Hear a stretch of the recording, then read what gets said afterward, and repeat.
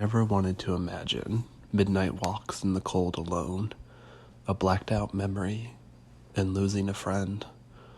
I let my inhibitions and my secrets flirt with the moonlight. Bubbling to the surface were all my insecurities, instead of retreating them into the shadows. I walked the wrong way home at first, disoriented by the events unfolding. If I had looked in the mirror when I stumbled home without you, the bullet in my gun would have kissed my lips much faster than the pills I took 2 days later. A sorry-ass apology was all I could mutter at first. Calculated words from a drunken brain and crumbling fingertips. My stupidity and hubris wanted you to move on. I expected to see you downstairs, wrapped up in anxiety and doubt, and at least you would be cozy in some comfort of familiarity instead of that of a stranger's couch. But you called me on my bluff that was years in the making. My world shattered in moments I can't even remember. And the scared little boy was left to deal with the aftermath. Once the truth slipped from my fingertips and into your memory, I knew I would lose you. There was nothing else either of us could do.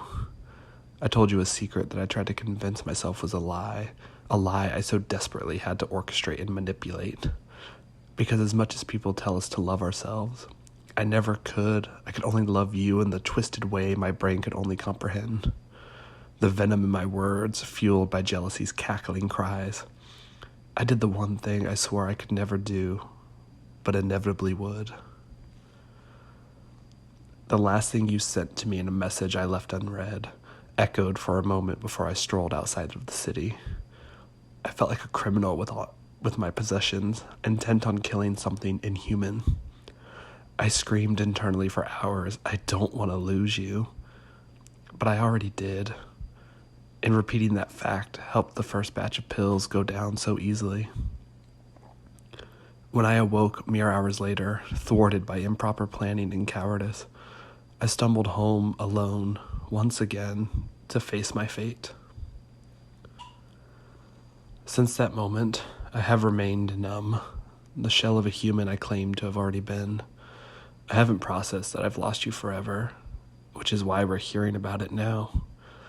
And your family that I chose as my family will now be broken, empty picture frames collecting dust and cobwebs.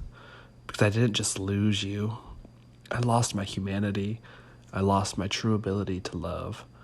I lost myself, but not in the way I was prepared to. I can't bring myself to delete our pictures. This isn't some bad breakup I want to forget. Your face will truly haunt the chambers of my hallowed memory. My one true mission in life failed. I have become the walking memorial museum of broken friendships and shattered trust.